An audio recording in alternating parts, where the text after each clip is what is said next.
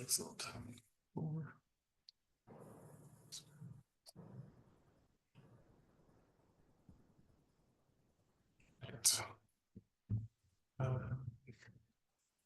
Good morning, everyone. Or actually, good afternoon. Sorry, it's 12:01. So, welcome to the Advanced Colorado Broadband State and Local Dollars program orientation. We're just taking this opportunity to have a chat with you and kind of lay out what the content looks like. I'm going to pass it over to my colleague, Stephen Gold, but my name is Brian Martin. I'm a director for the Broadband Fund right now. Stephen, go ahead. Yeah. Hey, everybody. Good afternoon. As Brian said, my name is Stephen Gould, and I am the senior grant specialist here. And I've been with the broadband office for about 4 years, going on almost actually 5 years. So, um, the reason why we are having this webinar is to kind of introduce our new program, and we want to discuss some of the key elements of our new program, which is called Advanced Local, or actually, it's Advanced State and Local Dollars Grant Program, and Advanced Local for short. So, um, I encourage you to interact with us as much as you can, but we did want you to kind of use our comment form so that we can capture some of your ideals that you guys share with us and we don't forget. But we do want to have a kind of interactive discussion here. And I know you'll have questions as we go along. We don't want you to lose your thoughts. So we encourage you to kind of jump in there if you can. So, um, Brian, if you want to go to the next slide real quick here. And this is kind of what we're going to talk about today. We're just going to do a quick program overview. We'll talk about the tiers that we now have. This is structured very different from what we had with the Broadband Deployment Board. We'll talk about the challenge and appeals process, what we are going to do in lieu of having a board like we had last time. We're going to do something called a work group. So we'll talk about that. Application window and portals. So we're going to do something different than when you used to email us your applications and things like that. We're going to set up a portal. I'm sure a lot of you are probably familiar with the portal if you went through the BEAD process. Minimum requirements. We now are going to go to a scoring and evaluation process. We'll touch on mapping requirements, and we'll kind of look at the timeline of this program. And then we'll just touch on the key takeaways, and we'll do questions and whatever as we go along. So there you have it. Brian, if you want to do a quick overview. Yeah, so many of you are probably familiar with our previous program, the Broadband Deployment Board. Steve and I were overseeing that up until its sunset in September of this year.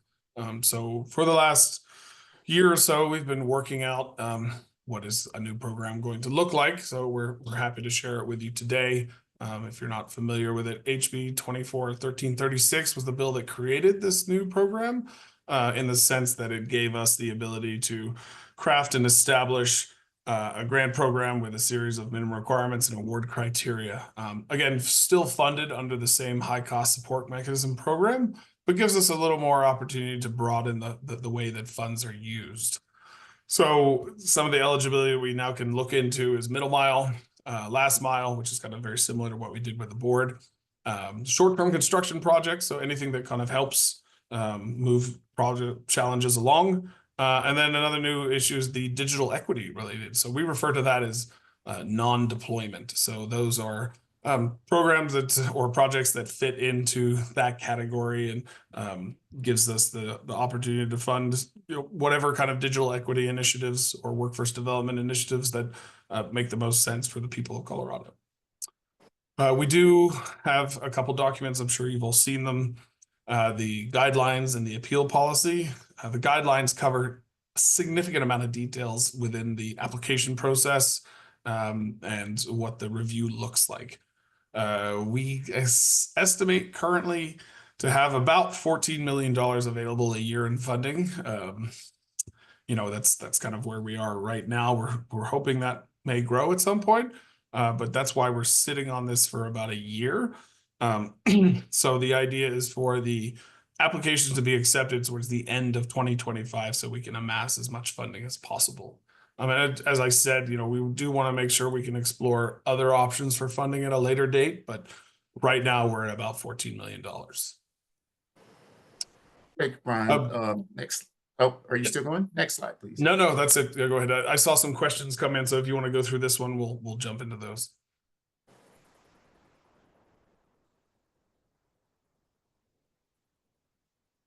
Oh, I'm sorry, Brian. I missed that. You said something about a question came in. I didn't know if you wanted to take that No, question. sorry, Stephen. No, I think you want to go through this slide. I think there's 3 or 4 questions that came in, so let's get through this slide and we'll jump onto those. So. Okay, so as Brian mentioned earlier, the way this is structured, I think our focus has shifted, and I think the priority now is more focused on middle mile projects. So it's kind of designed to support the construction, improvement, or acquisition of middle mile infrastructure for a wide range of eligible entities. And that now includes municipalities. So the purpose is to encourage the expansion of these networks to reduce the cost of reaching unserved and underserved areas, and increasing the overall connection resiliency with multiple redundancy. So that's kind of where we are focusing on now, with 60% of our funding going to middle mile and 40% going to last mile. Am I right with that, Brian? It's that last mile non-deployment projects and short-term construction. So 40% of the funds that are available go to those, and then 60% goes to the middle mile, which is we call tier 1. Can I ask a question around the resiliency piece? Yeah, who's that? Who's that just jumped in there? This is Dennis Pappas with Next Light. Hey, Dennis, how are you? Doing well. When you talk about resiliency, is that at the point, is that at your hut? Is that at the middle mile point, your splitter cabinet, or is that at the end where you're doing your last mile build? So I believe it's going to be at the gosh, I've just blanked on it. So It's maybe is it the OLT or at the splitter cabinet or at the ONT? Well, the ONT's in the house, so that doesn't make sense. But no, it's I'd like to think it's at the splitter cabinet, but I think that's a really great question. Is it possible you could stick that in a public comment form so we can address that? Because if that's something we've missed, we definitely like to make sure that we're clear on that. It's definitely a fair question, and I think for this presentation, we are unfortunately not going to be able to drill down that deeply, because one of the aspects of this group now, Dennis, is that we're going to have a work group, and we hope to get a bunch of professionals to help guide us through what some of these things look like, what we're looking for with middle miles. So we still definitely got some details to work out, but I just wanted to share with you where the focus is going to be now, where the BDB primarily focused on last mile. Well, now we're making a shift, and so Brian and I got our homework cut out for us to become experts, but we also plan on bringing some experts into the fold to help us make this transition. But it's a fair question. I would be interested in signing up for that if you're looking for candidates. So, yeah, wow, yeah, we'll hired. We will have an application process for that. And we cover a little bit of that, but I believe early next year, we'll do some notices on that for folks to be considered to join the work group. So yeah, keep an eye out on our listserv, and please feel free to let us know after this in an email that you're interested, so we can make sure we stack up all the candidates. Great. Okay. I'll get through a couple of these questions and then we can jump into the next. Stephen, is there anything else you want to add to the middle mile piece? That's it. Just I think what I was just trying to emphasize is that the overall area of focus we're going to now is going to be on middle mile. However, if you go to the next slide, which is can we get through some of these questions and then we'll dive into the next one? Yeah.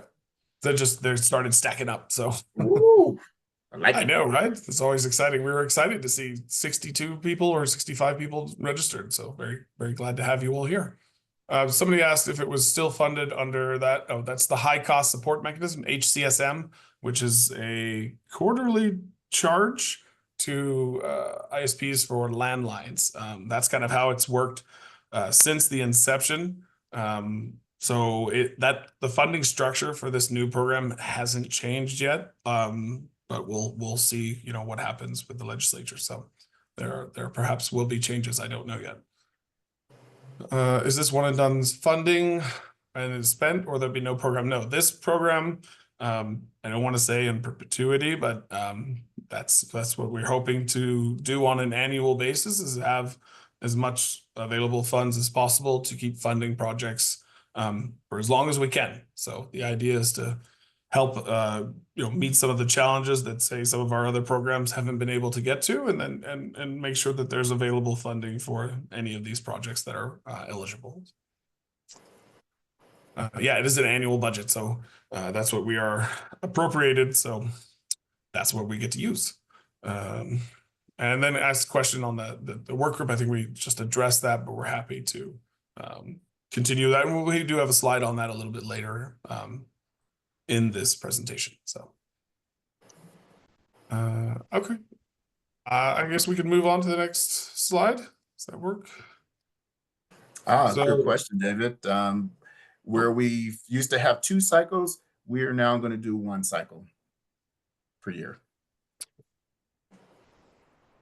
Yeah, I think we were just concerned that with the amount of funding we had available, that it would be tough to run 2 cycles with very little funding. As much funding as we want to make sure there's enough funding available for as many projects as possible. So, but again, if you have thoughts or comments on how you'd like to see this program move forward, we'd love to see what you put into your public comment forms and let us know. That's important. So please consider that. All right, I will dive into tier 2. So tier 2 is a little bit different from tier 1. Obviously, that one is just middle mile only, but tier 2 has 3 sub-tiers, basically. Last mile, short-term construction, so that's pole replacements, attachments, line extensions, and long drops. And there's a definition for that in our guidelines if you want to take a look at that. But as I mentioned, these are trying to fund, excuse me, hard to reach or difficult projects that otherwise may not have been possible. So last mile deployment capital costs, including network infrastructure, that consists of wireline or wireless facilities such as towers or satellite infrastructure. So very similar to what we were doing with the broadband deployment board, but it opens it up a little bit. Short-term construction projects, as I said, pole replacements and attachments, line extensions, long drops, network upgrades that strengthen cybersecurity, network infrastructure, including wireline wireless facilities. And then the non-deployment side, this includes any digital equity initiatives to help close the digital divide, anything including initiatives for basic internet access, computer and device distribution, digital literacy training, and broadband workforce development training. I think as I mentioned, Stephen mentioned, we have opened up the eligibility quite a bit as well. If you all aren't familiar with the previous program, this is very much focused on internet service providers and if they were in partnerships or not. And now we've really opened this up to include municipalities. And I think we're very interested in seeing partnerships form out of these to make sure that there's huge buy-in and that there's a viable list of entities who are working to make this project successful. And we mentioned in general, the summaries of these applications will all be available on our CBO website, so you'll be able to see who's applying and then who's been awarded as well. Brian, just real quick, I just wanted to add that because you mentioned these subcategories that are under tier 2, and one of them is non-deployment projects, and so that includes digital equity. And so we recognize that that's a big umbrella. So I think we're still kind of sorting that out, and we're not quite sure at this moment what that's going to entail because it's so broad, but it is going to be a part of this program, digital equity initiatives. So just keep that in mind, that that's very broad, but we hope to provide more clarity and definition on that. Yeah. All right, we'll go to the next slide. Oh, did I just move one too far?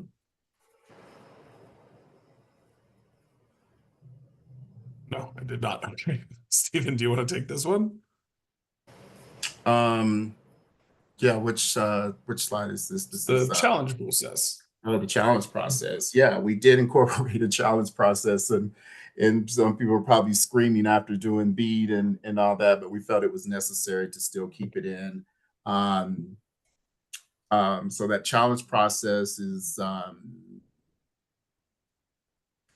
it's going to open for, well, that's going to be part of the middle mile and the last mile. I don't think there's a challenge process for any non-deployment type of deals That's there. correct.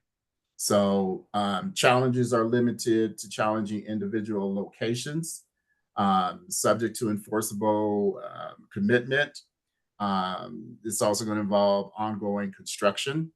So these challenges, they have to be submitted to the CBO in substantially the same format as the broadband availability challenges submitted into the FCC's um, BDC challenge portal.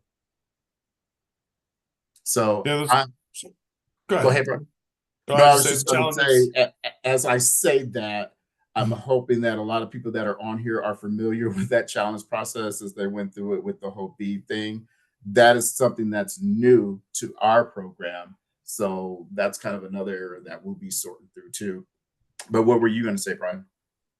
Yeah, just that challenges must be for individual locations that are within published polygons and must demonstrate that the challenges locations already have terrestrial reliable broadband service.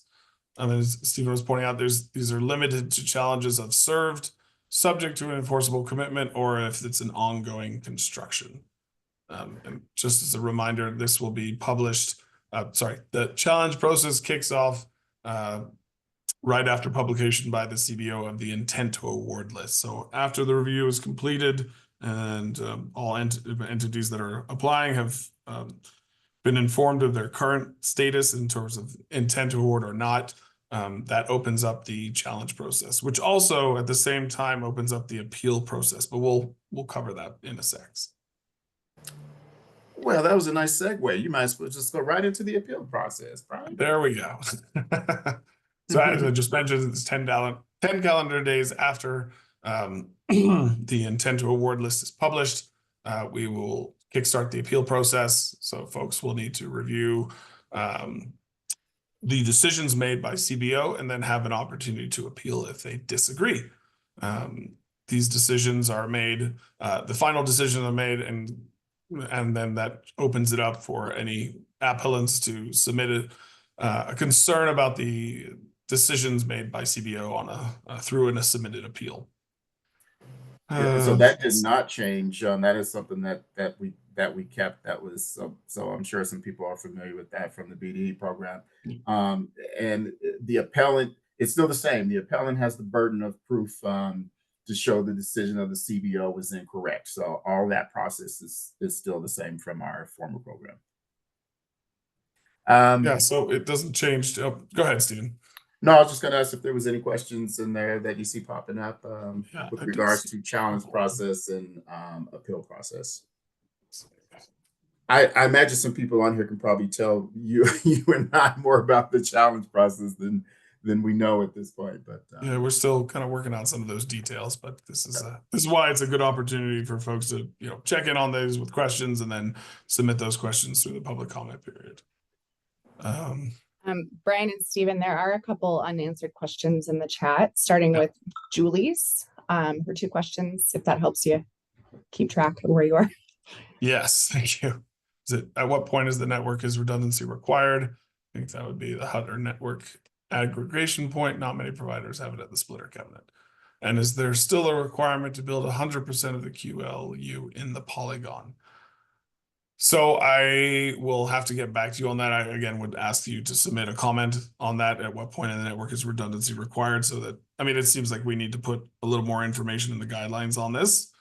So thank you. Thank you for that. And then I believe 100% of the QLU needs to be in the polygon, but I would appreciate if you submitted a comment on that as well, so we can make sure we're providing as much clarity as possible on this. Because Yeah, those are really technical questions, and so I think our point here is to just kind of give you an overview of how the program is shaping up so far. So I'm sorry that we don't have an answer for you on that, Beth.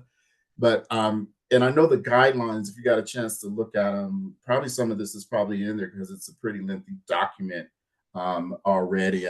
You might not want to comb through 60 pages yet, but a lot of it's probably in there. But just kind of giving you an overview today. But if you do those comment forms, we'll definitely get those. Make sure we answer those questions for sure. yeah, these are great questions, really. So Beth had a Yeah. great question as well that Judd is addressing in the comments, that we need to go back and think about it. To challenge against an application that proposes a service that is not redundant in order to get a proposal that is redundant because lines on the I-70 corridor get cut. That's a really good question. I don't know. So I think we'll have to kind of dive into that a little bit. And as I mentioned, I'm sorry to sound like a broken record, but if you submit a comment form on that, that'd be wonderful. So it'll really help us to kneel down on this and figure it out. Thank you. We appreciate you guys being here and helping us out. So, we're doing our best to make sure this program we're building out appeals to everybody and is fair and equitable and kind of tackles all the issues that Coloradans face. So thank you for being part of this with us. I could just finish this slide quickly for the appeals. I think we got our questions, but keep them coming in. We love it. So the appeal hearing procedures, there'll be a presentation. So if you are familiar with the previous programs, procedures, we had public hearings. These won't be public, but they will be an opportunity for appellants to submit this appeal and then take the time to present their case to CBO.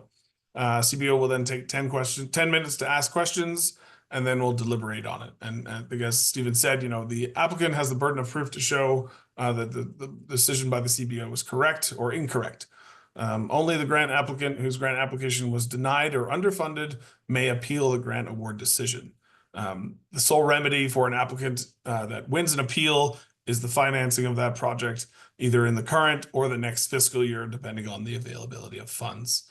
But again, I would encourage you all to go take a look at the appeal policy. I think it's been shared in the link, if not just the grant guidelines. But Lauren, is there a way you could share the page where Advanced Local is? Yep, I can do that. Thank you. Great. Okay. So yeah, again, encourage you to take a look at those and see what's in there. So, all right, we'll jump to the next slide. Maybe. There it goes. Which I think is the work group, right? Work group. Mm-hmm. So I'll just before you talk about that slide, Brian, I'll just talk about it briefly. So this program differs from its predecessor, the BDB, because we no longer have the board to make award decisions, but instead we'll use the CBO resources and a work group to kind of determine the best projects to be awarded. So what the work group will do is provide recommendations to the CBO staff based on information submitted. The work group, it's going to vary in size and background depending on the cohort of grant applications that we get. So the work group is going to be composed of 7 individuals with expertise in middle mile, last mile, and digital inclusion. So the CBO staff, including consultants, will generally perform the initial evaluation, and we'll do the scoring and award recommendations. If needed, we may also draw upon the expertise and input of the work group. So that's the big difference right there. As much as we loved working with the board, we thought this would be a simpler process to have a work group and work from that angle. So anything else you want to add to that, Brian? No, I think that's right. I think folks can look for announcements on the work group in the early part of 2025. We'll start taking in applications. We'll have that all ready for you, I believe, in early 2025. Take those, review, and then start setting those up. So yeah, more info to come. So Okay, so the application window and portals, this is very different from what we've done in the past with the broadband deployment boards. We are in the process of starting up a Salesforce platform, which was already in effect for BEAD and CPF, and then will include high cost support mechanism funds, advanced local funds later in 2025. Our idea is to have this ready for the kickoff for the applications. So you will have some webinars to be conducted, and we'll show those in the timeline in a couple slides from now. They'll be open for 45 days. You'll be able to apply through the grant portal. Then we'll conduct your financial and progress reporting through the portal as well. You'll submit requests for reimbursements through that. So the important point here is that we're trying to move away from spreadsheets and from back and forth emails on this to kind of simplify the process and make it as easy as possible for you all, the users. I think it'll be a better repository too for all this information gathered too. Absolutely. And I imagine Less it'll look spreadsheets. similar to the BEAD portal, maybe, perhaps. Yep, I don't know, that's but right. probably more simpler. Yeah, Yeah. that's the idea. Yeah, we're trying to. Oh gosh, I keep hitting the wrong buttons. We're trying to simplify this process. Submitting your application through the portal, checking on your status, submitting reimbursement requests if you're awarded. The actual signing of the grant agreements will generally, as far as I'm aware, go through the portal as well. So just trying to digitize and simplify everything in one spot. So, that's work to be determined. So just keep an eye out for that. But that's what we are planning for. So, minimum requirements. So if you haven't seen it already, I would encourage you all to take a look at the statute that gives you the laydown of it. So you can kind of see where we've built out how we built the program out. But the minimum requirements that we pulled out are eligibility, your standards of compliance, reliability and performance. There will still be a match requirement. Like it came over from the other program. We have reasonable cost requirements, reporting and accountability, support for broadband deployment in unserved and underserved areas. There's a speed requirement and timelines as well. These can all be found in the grant guidelines. So go ahead, Stephen. Thank you. No, I was going to say that same thing too. And if you applied for high cost support funds, then you're probably familiar with that whole minimum requirements process. Do you want to do scoring and evaluation? Yeah, I'll touch on that because this is a significant change. This is a major change where we are now going to use a scoring and evaluation criteria to kind of to choose the best application. So we developed a scoring and evaluation criteria for each major type of advanced local project. So all of the applications will be required to meet the minimum requirements pertinent to each tier and sub-tier of the funding. So each project, it then gets evaluated against award criteria specific to the tier and sub-tier.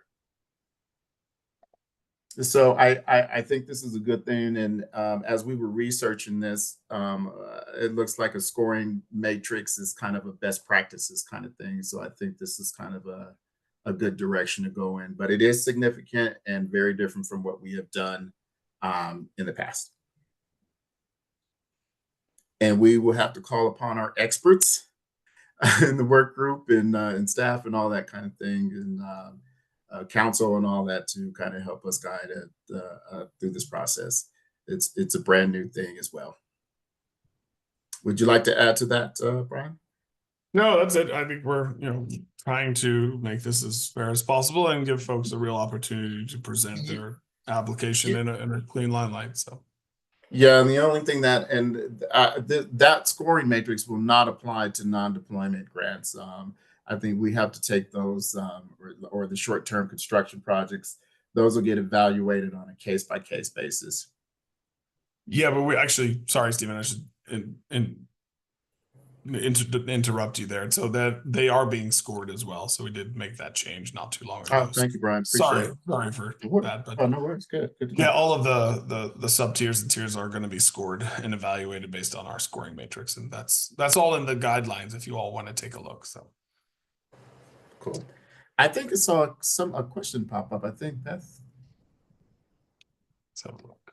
might have had something. Yes. Of course, no industry experts that have also submitted a grant application. Yes. So, Oh, yeah. good question. A good question. Or a good point. So yeah, you all are very, familiar with love the it. previous process where we had conflicts of interest, and yeah, I mean, we're trying to simplify that to make it easier. So there's ultimately going to be some areas where we need to address that. So thank you for the comment. Always good.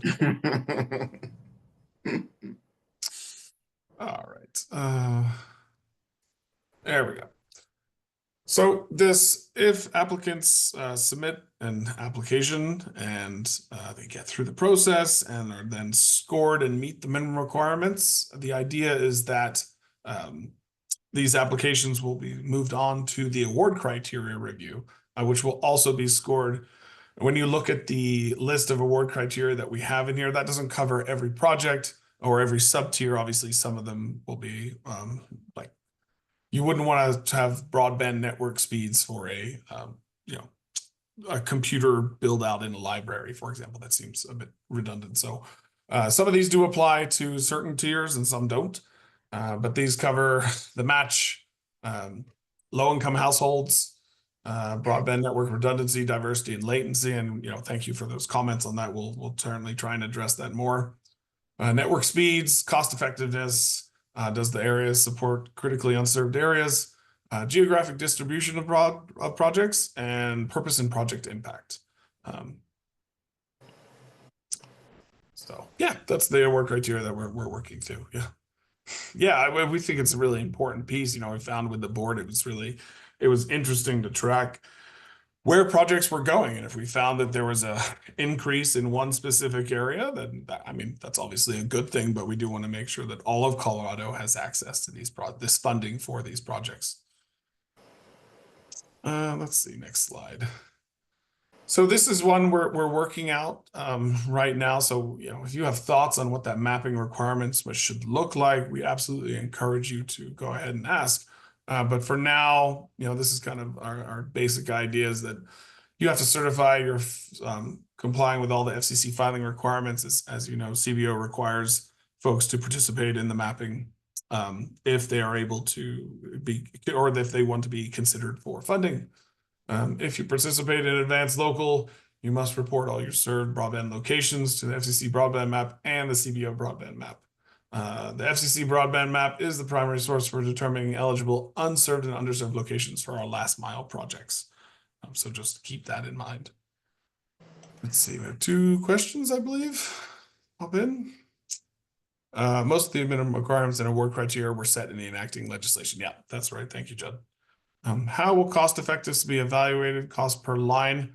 So the guidelines cover that a little bit. I would encourage you to go take a look at those and share your thoughts through the public comment. And again, sorry to sound like a broken record, but I think that would be a good step, is to see how you think they're being evaluated and if they can be improved upon in any way.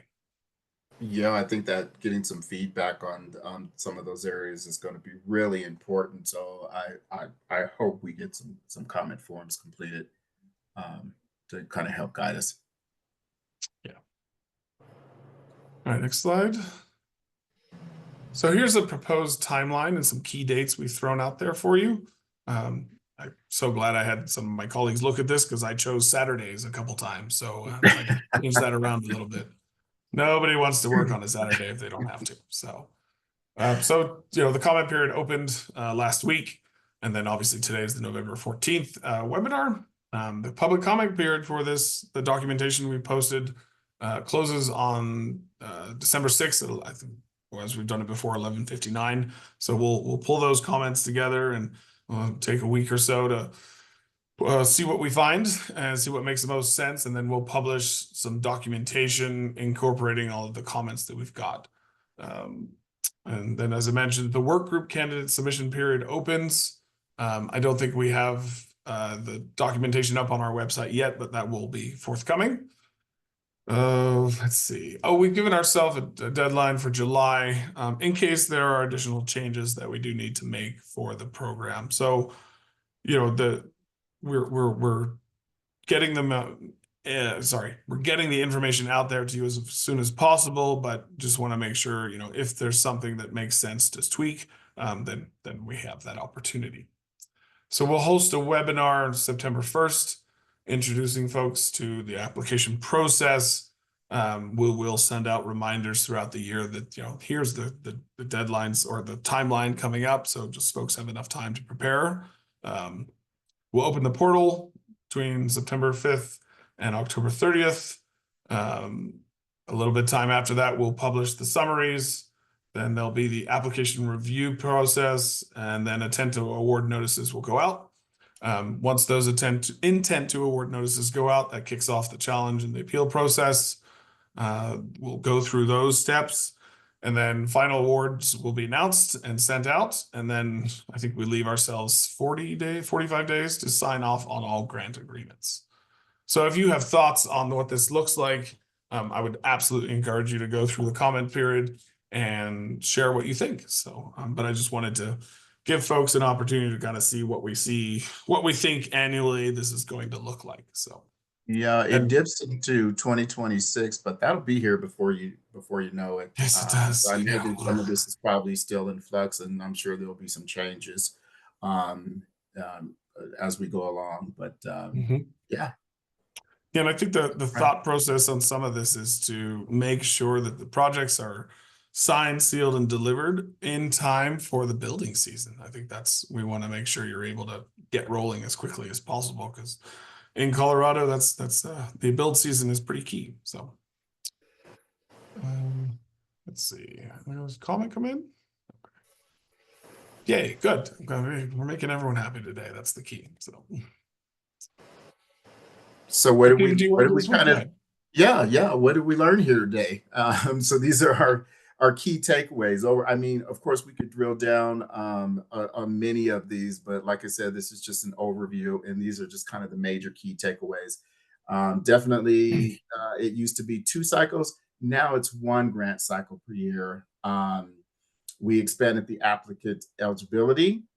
It still remains a cost reimbursement based grants program. So if you did some high cost awards, then you know how that all works. 2 tiers of funding opportunities, with 60% of the funding going to middle mile. So like I spoke of earlier, a lot of our focus is going to be on that middle mile. That tier 2, we got 40% of the funds going to that. Big change is the review and evaluation are score based now. So that's a major thing.